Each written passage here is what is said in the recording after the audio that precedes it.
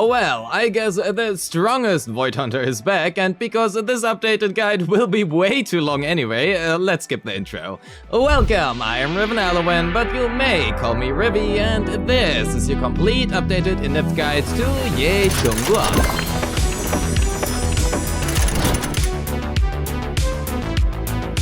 Ye Shunguang is a physical attacker, the second actual Void Hunter who joined our ranks back in December and is still to date not only the most broken, but also one of the easiest units to play in the game. But her kit has a lot of words to tell you to press left click and special, so we have a lot to cover.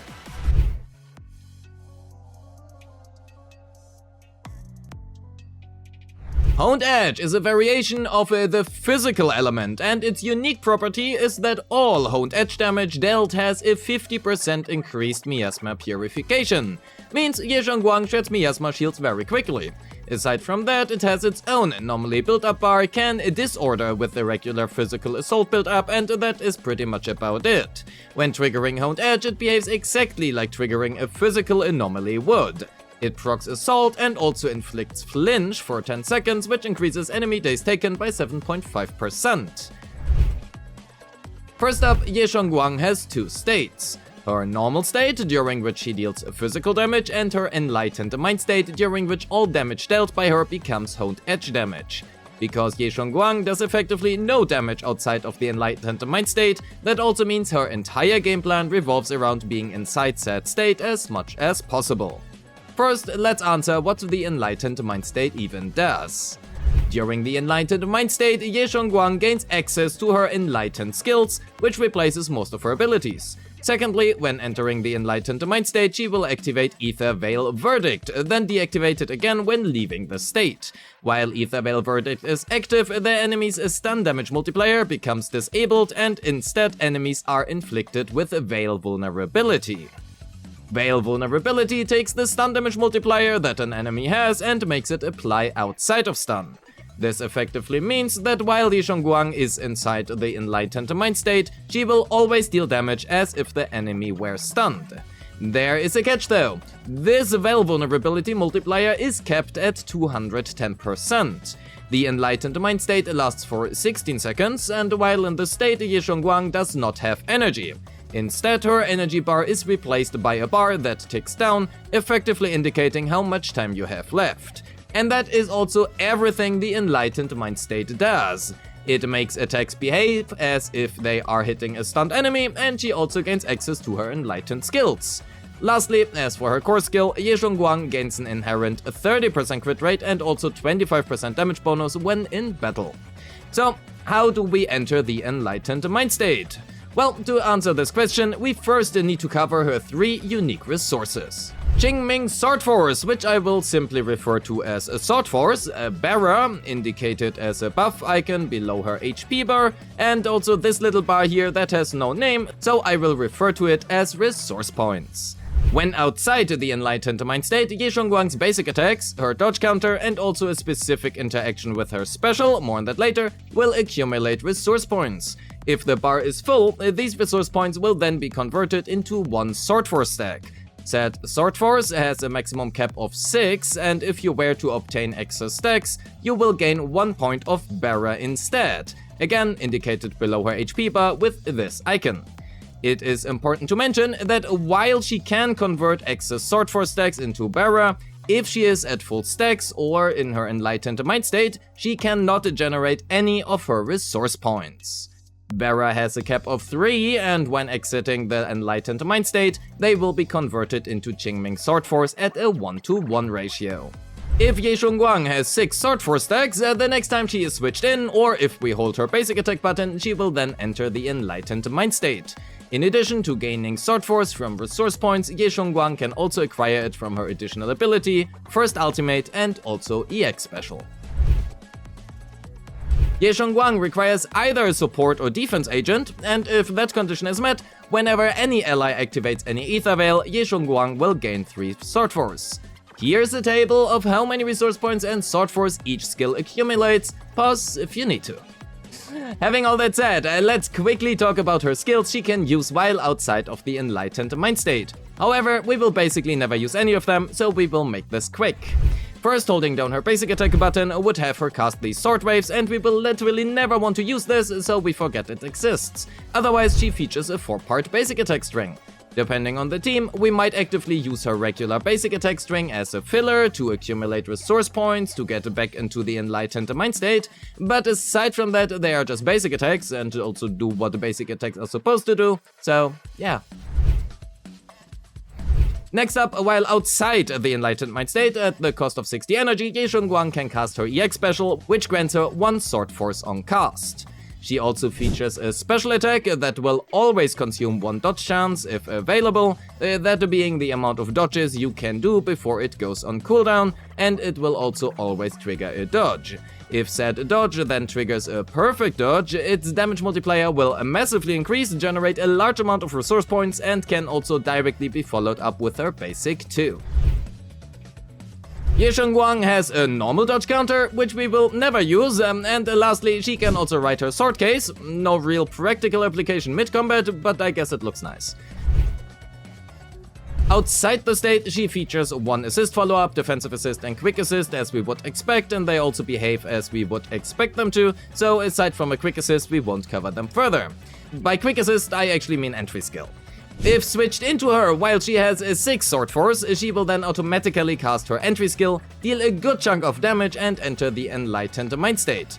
If she is on field, we can also manually trigger this by simply holding down her basic attack button. Shunguang has a chain attack outside her enlightened mind state and it generates us 0.25 resource points, but for ideal damage output we do prefer to use her enlightened state chain attack instead, more on that later.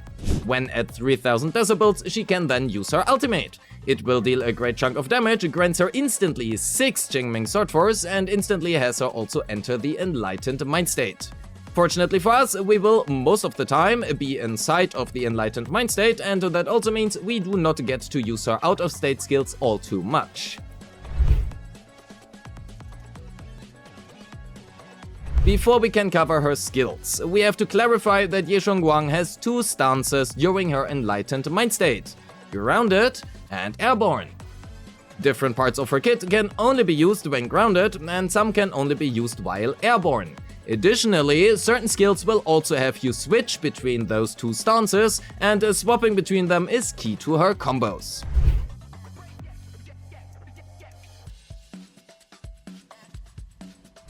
After entering the Enlightened Mind State, or after using her chain attack during the Enlightened Mind State, Shunguang will be airborne. She has a unique basic attack string while in the air, which can be split into 2 parts. The first is a singular slash, and it can only ever be done right after her entry skill or ultimate. In other words, this can only ever happen once per Enlightened Mind State, and that is when she first enters it. The second part is a double strike, which can be used as often as Shunguang goes airborne. That doesn't mean that it can be looped though, as after doing it once, pressing basic will lead to another skill, Sunderlight Annihilation. Annihilation can also be forcefully triggered by pressing her special while airborne, which will then fully skip all of her airborne basic attacks. This is, in most cases, the ideal gameplay, but it can be worse when playing with Brimstone, as we now do less basics, more on that later. Casting her basic attack Annihilation will forcefully ground Shunguang, and if there's 2 Sword Force stacks available, it will consume them to deal a massive damage and grant 1 stack of Culmination, more on that what is in a bit. If it is cast with fewer than 2 Sword Force stacks, however, it will then not consume any, nor will it grant Culmination, and it will also deal significantly lower damage. Once Annihilation is used, there are 3 potential follow-ups, an EX special and 2 basics. Using an EX special after Annihilation will consume 1 Sword Force or Culmination to deliver a grounded attack. If there is still 1 more Sword Force stack left after the EX special, it can then be consumed to link to Sunderlight Maximum, a heavy-hitting one-hit attack which I will just simply call Maximum for short going forwards. The other follow-ups from Annihilation, those being the basic ones, will depend on if there are any Sword Force stacks. If there's at least 1, it is consumed to cast Sunderlight Maximum, otherwise it will shortcut to the 3rd and final hit of her grounded basic attack string. This basic attack string is different from her regular ones, being unique to the grounded Enlightened Mind State. It is a 3-hit string, and these are the only attacks in the Enlightened Mind State that do not have iframes. Additionally, if she has any Qingming Sword Force, she will replace her grounded basic 3 with basic attack Skyward Ascent. After using Skyward Ascent, she will then become airborne. While there's at least one Sword Force stack, Shunguang can use her EX special Soaring Light. Both the input and behavior of the skill changes depending on what she is doing. If you just press the EX special button while grounded, she will do an Enlightened Mind State variant of her Dodge Chance special attack rather than Soaring Light, but because she is iframed during basically the entire state, there's no reason to ever dodge.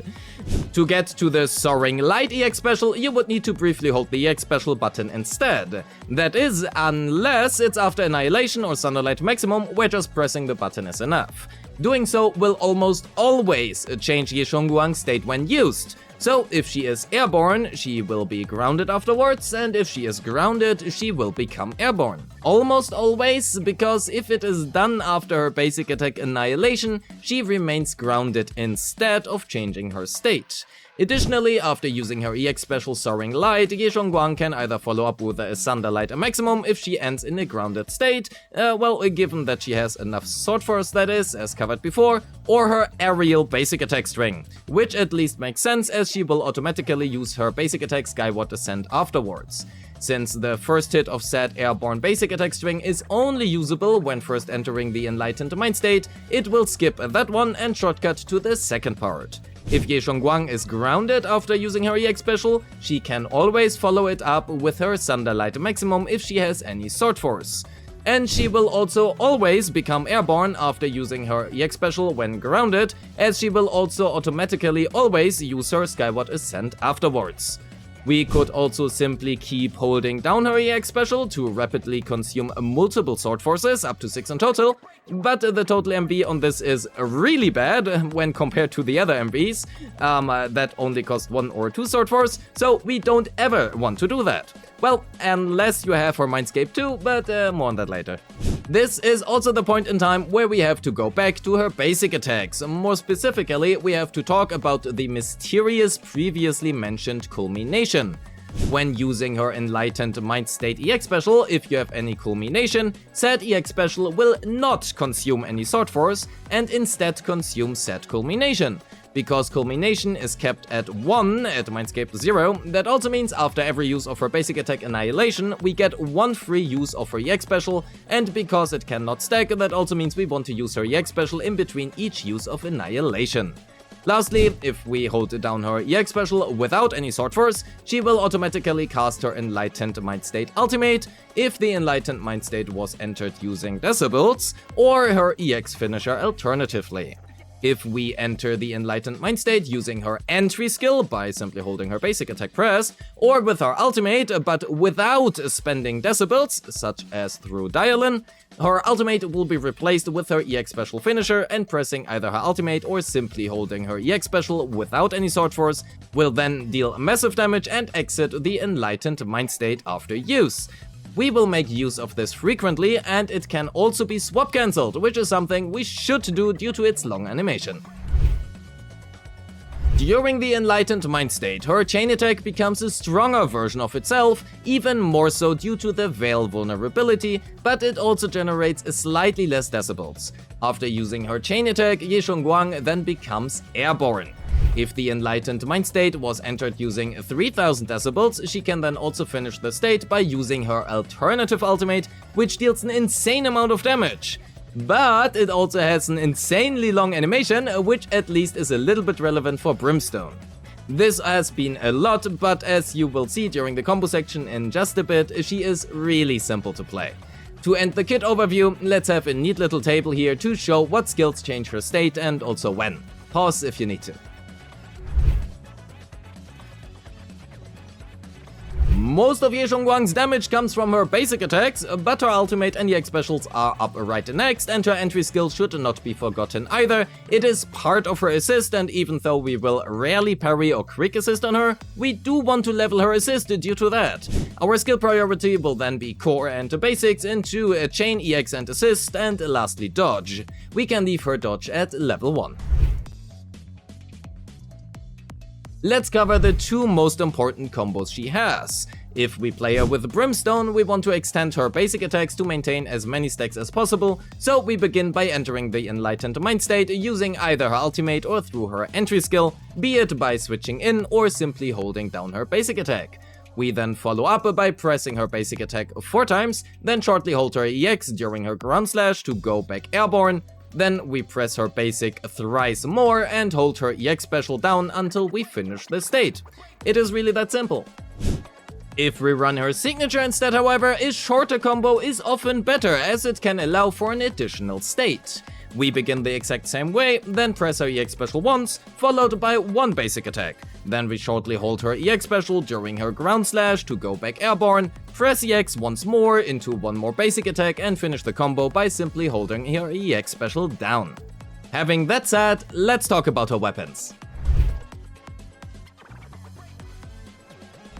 Shunguang's best weapon is, to hopefully no one's surprise, her own signature Cloud Weave Radiance. Her next best choice is the R5 version of Brimstone, coming pretty close to her own signature honestly in performance, with R1 Brimstone being the best free-to-play weapon she has.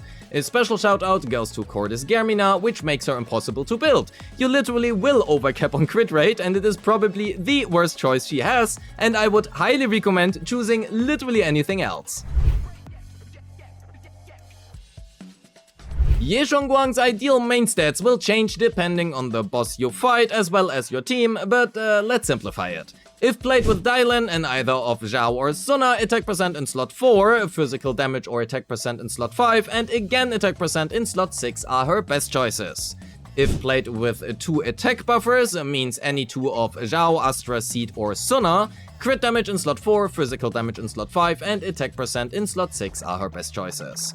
I do want to mention that a pen ratio in slot 5 can be her actual best choice versus normal defense bosses in all teams, and generally the difference is rather small, so choose whatever has better substats. And speaking of which, as for substats, focus on crit rate until 50.6% in the stat screen, then crit damage and attack percent, and lastly flat pen into flat attack. Whitewater Ballad is Shunguang's best 4-piece choice in every single case. With a pen ratio in slot 5 and when not against half defense bosses, a 2-piece Puffer Electro is her theoretical best in slot choice. However, to not have you switch your discs around for every boss you fight, I would recommend either a 2-piece Woodpecker, if for some reason you are in need of more crit rate, or a 2-piece Branch and Blade Song, with the latter having the highest damage potential. Her Mindscapes are pretty good. Her M1 grants her a flat out 10% damage bonus, 20% of shred, and also allows you to start combat with 6 points, which basically means you get to use 1 Enlightened Mind state right off the bat. Whether this additional state actually results in an additional Enlightened Mind state over the course of the fight depends on quite a few variables, hence this Mindscape can perform better or worse. Her Mindscape 2 slightly changes her rotation, allowing you to end it with 6 full EX specials, and all of her state EX gain an additional 40% defense rate. Pretty good Mindscape honestly. Also, you can now overstack a lot more, which means that this Mindscape also comes with a good quality of life change.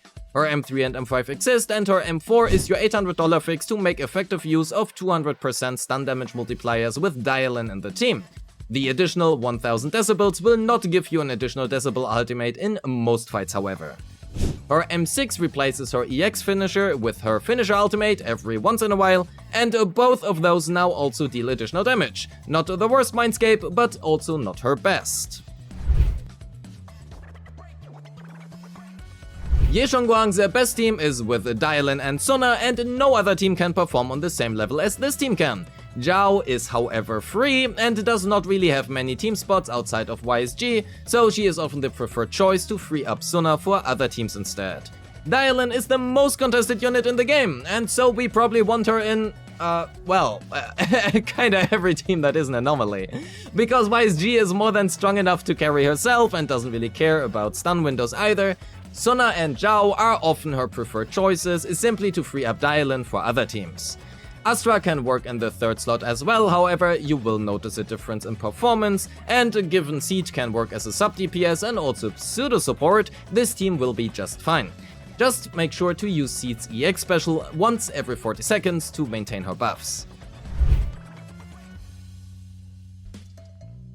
Shunguang is extremely boring to play, because very often her optimal way of playing is by not engaging with enemy mechanics and figuratively pressing left click for 3 minutes straight. But that also means she is extremely simple to play. Her attacks lack a lot of impact in my opinion, and she is heavily carried by her, to be fair, very cool VFX. On the positive side, however, she is extremely strong into basically every single matchup, effortlessly clearing any boss in the game.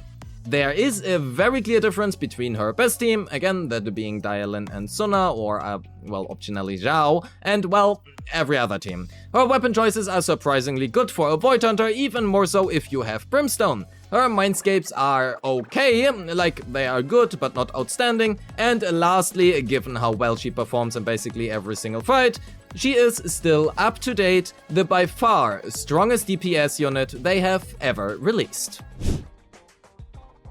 So the question is, if you skipped YSG the last time, should you pull? Well, given how I just said she is the strongest unit they have ever released, yes, yes you should. And with that said, we are at the end of the video.